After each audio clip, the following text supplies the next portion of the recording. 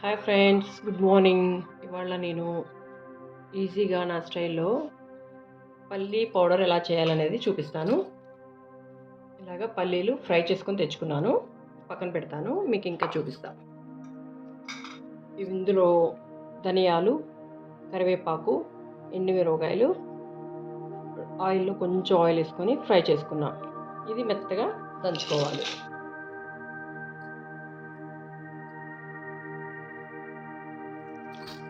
ఇట్లాగా అన్నీ కొంచెం ఆయిల్ వేసుకొని చింతపండుతో సహా ఇలాగా వేయించుకోవాలన్నమాట. కొంచెం సాఫ్ట్ అవుతుంది. చింతపండుని కొంచెం వేయించుకుంటే వేడి చేస్తే మెత్తగా అవుతుంది అనమాట. మనకి త్వరగా నలగటానికి ఈజీగా ఉంటుంది. చూడండి ఒకసారి.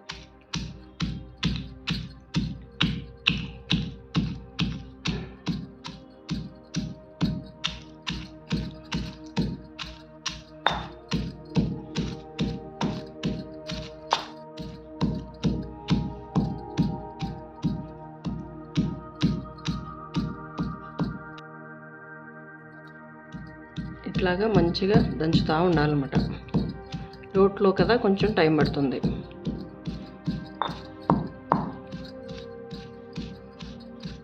ధనియాలు కొంచెం బాగా నలగాలి, లేకపోతే నోట్లో తగులుతూ ఉంటాయి ధనియాలు. కొంచెం మెత్తగా అయ్యేదాకా దంచుకోవాలి.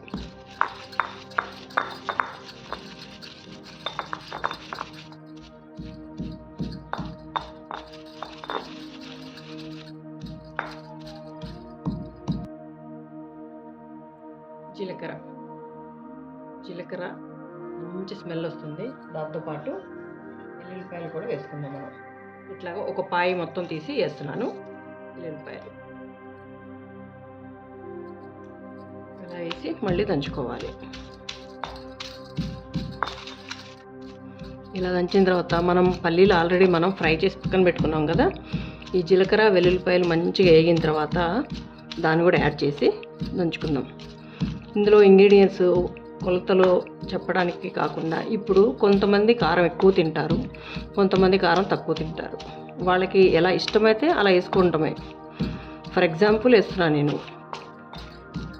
కరెక్ట్గా క్వాంటిటీ అనేది చెప్పడానికి, ఇప్పుడు ఇన్ని పల్లీలకి ఇంత కారం, ఇంత ఉప్పు, ఇంత చింతపండు, అది ఫర్ ఎగ్జాంపుల్ వేసుకుంటే వచ్చేస్తుంది. లెక్క చెప్పడానికి అంత ఐడియా లేదు నాకు ఎంత ఇష్టమైతే అంత వేసుకున్నాను. పల్లీల్ని నేను మంచిగా ఇప్పుడు వేయించుకొని పెట్టుకున్నాను. పొట్టుతో పాటే వేసుకున్నాను.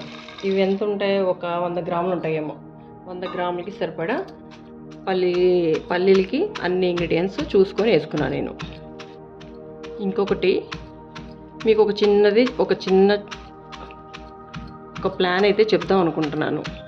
అది ఎలాగంటే, ఇప్పుడు నేనున్నాను, బిజినెస్ ఉన్న వాళ్ళకైతే అది బాగా కుదురుతుంది. బిజినెస్ ఉన్న వాళ్ళు అనుకో, వాళ్ళకైతే నేను చెప్పేది వాళ్ళకి పనికి వస్తుంది అనుకుంటా. ఎట్లాగంటే, మనం ఇప్పుడు గోల్డ్ స్కీమ్స్ కట్టుకుంటాం కదా. చాలామంది గోల్డ్ కొనుక్కోవాలనుకుంటారు, కానీ వాళ్ళకి అవ్వదు. చాలామంది అనుకుంటారు అదే గోల్డ్ ఎలాగా దాచుకోవాలి అనేది. నాకు ఒక పాలసీ తెలుసు, నేను దాన్నే ఫాలో అవుతాను.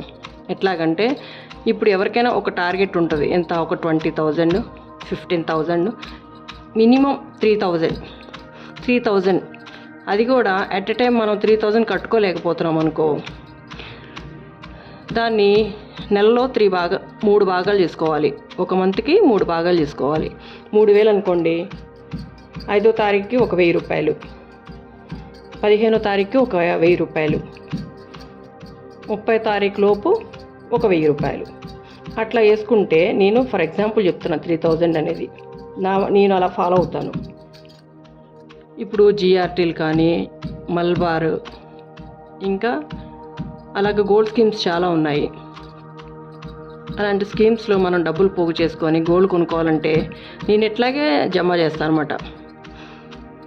నేనేం చేస్తానంటే, నెలకి 15,000 కానీ 20,000 కానీ, నా స్తోమతను బట్టి, ఇప్పుడు ఎవరి స్తోమత ఎలా ఉంటే అలాగనమాట. నేనేం చేస్తాను, 5వ తారీఖు ఒక టార్గెట్ 5,000 పే చేయాలి. 15 వచ్చేలోపు ఇంకొక 5,000, అట్లాగే 30 వచ్చేలోపు ఇంకొక 5,000. మనకి అది పెద్ద బరువు అనిపించదు, చక్కగా కట్టుకోవచ్చు. నేను అట్లాగే కట్టుకొని చిన్న చిన్న స్కీమ్స్ అలాంటివి వేసుకొని నేను గోల్డ్ని కొనుక్కుంటాను. మీకు అది కనుక నచ్చితే ఒకసారి నాకు రిప్లై ఇవ్వండి, సరేనా? ఏదో నాకు తెలిసిన ఐడియా నేను చెప్తున్నాను, మీకు నచ్చితే కనుక రిప్లై ఇవ్వండి, ఓకేనా?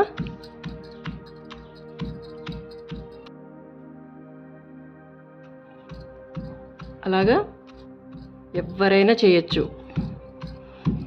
మనసుంటే మార్గం ఉంటుంది అంటారు కదా.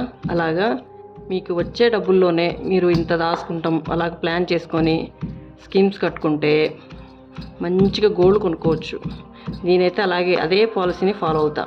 మీకు నచ్చితే ఒకసారి లైక్ చేయండి. ఇంకొకటి, ఇది ఇప్పుడు ఈ స్టేజ్లోనే మనం ఉప్పు వేసుకుందాం.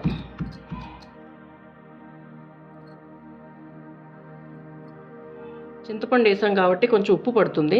ఫస్ట్ అయితే నేను తీస్తాను, ఇంకా కావాలంటే మధ్యలో లాస్ట్లో చూసుకొని మళ్ళీ వేస్తాను.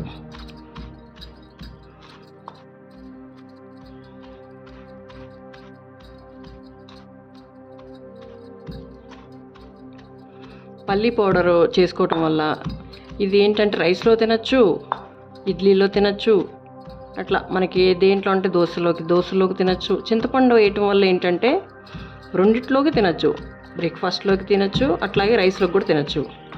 దీన్ని ఇప్పుడు మనం నెయ్యి వేసుకొని తింటే ఇంకా బాగుంటుంది. వేడి రైస్లో నెయ్యి వేసుకొని తింటే బాగుంటుంది.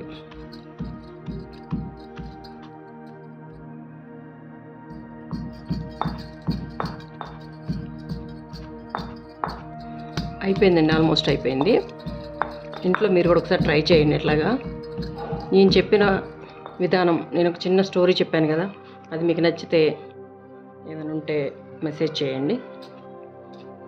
ఇట్లాగా అందరూ కారపొడులు అవి చేసుకోండి, బాగుంటాయి, టేస్ట్ బాగుంటాయి. ఇంకొకటి ఏంటంటే ఇంకన్నీ నేను రోడ్డు పచ్చళ్ళు ఒక 5-6 రకాలు చూపిస్తాను.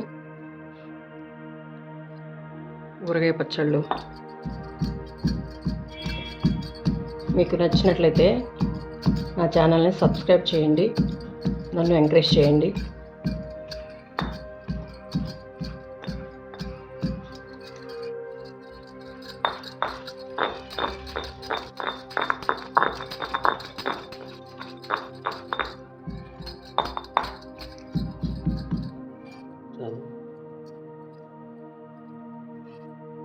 ఇంతేనండి, రోటి కారపొడులు, రోటి పచ్చళ్ళు ఎలా చేయాలనేది నేను ఈ ఛానల్లో చూపిస్తాను.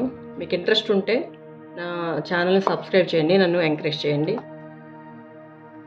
Thank you. మర్చిపోవద్దు సబ్స్క్రైబ్ చేయటం.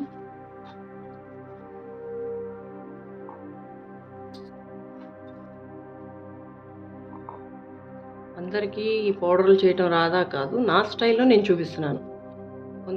కొంతమంది స్టైల్లో ఇష్టం ఉంటుంది, అలాగే నాకు తెలిసిన దాంట్లో నేను చూపిస్తున్నాను. మీకు నచ్చితే మీరు కూడా ట్రై చేయండి. అంతేనండి కారపొడి చేయటం. Thank you.